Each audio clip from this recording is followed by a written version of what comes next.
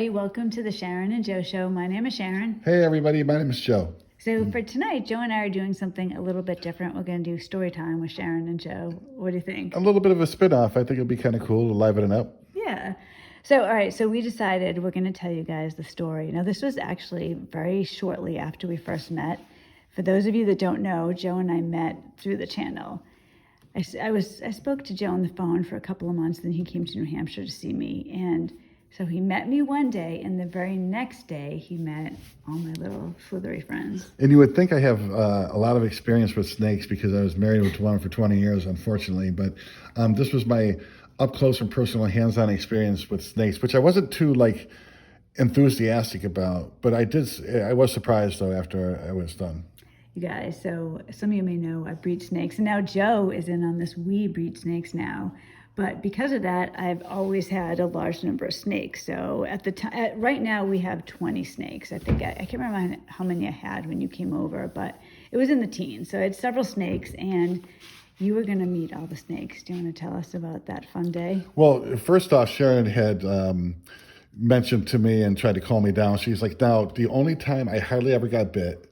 And the only time I got bit, it was always my fault. It was during feeding time, and it's not the snake's fault because they have these pits in the front of their face that infrared whatever, and they, whatever the case was, is they didn't bite. And the only time she got bit was when she was putting her hand in the cage when it was feeding time, or something that she did. It was her fault.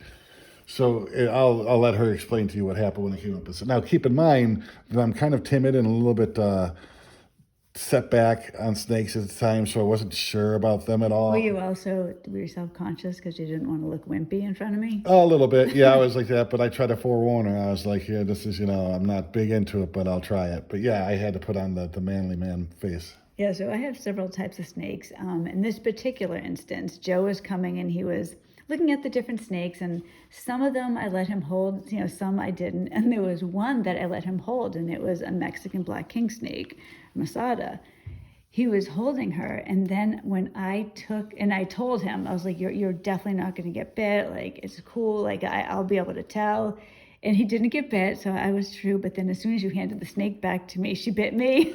Yeah, and it was like, Sharon was like, were you embarrassed at the time? Like, oh shit, or like? No, I wasn't embarrassed. Like the snake bit me and it wouldn't let go, so I needed Joe's help. So it was, I don't know if embarrassed is the right word. It was unfortunate because I was trying to get you to like the snakes. And then all of a sudden it bit me, and you, who didn't like the snakes, had to get the snake off of me. Yeah, so I was told to get rubbing alcohol and put a little bit on the snake's mouth and it would open up. But the thing is, the snake was clasped down on Sharon's finger for quite some time. And the pressure, I could tell that he was starting to feel the pain because it was like biting down more and more.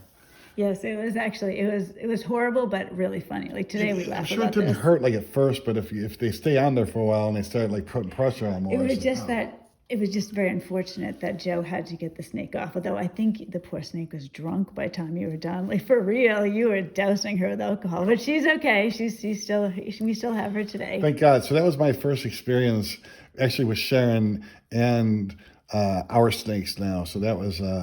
Yeah, I will never forget that. So it was a successful mission, right? Yeah, and a lot of his things. Successful visit. It was cool because you say you got 20, 30, 40 snakes. You're thinking like these things are all over the place. But she had a good setup in there, and it was really professional, and it was clean, and she takes good care of her animals. But yeah, I got to hold a couple of them. And then she's into like breeding morphs in different colors and patterns. And it's like moving art. It's really beautiful. Well, we're going to talk about that as we move forward because Joe, like I mentioned earlier in the video, he's doing the snake breeding with me. So he's learning along the way. It might be fun just to do a little snake talk now and again. I could feed the babies because I could deal with that, but the adults I still have a hard time feeding. All right, guys. All right, I'm gonna end this now. This is just a quick little video, but we'll be back talking about this stuff. And yes, we should definitely talk about you feeding the animals. She got me on video. Well, at least, yeah, she got me on video, so she might put that out. I don't know yet. Yes, maybe if I want to blackmail you. All right. Thank you, Joe. I will see you guys later. Bye.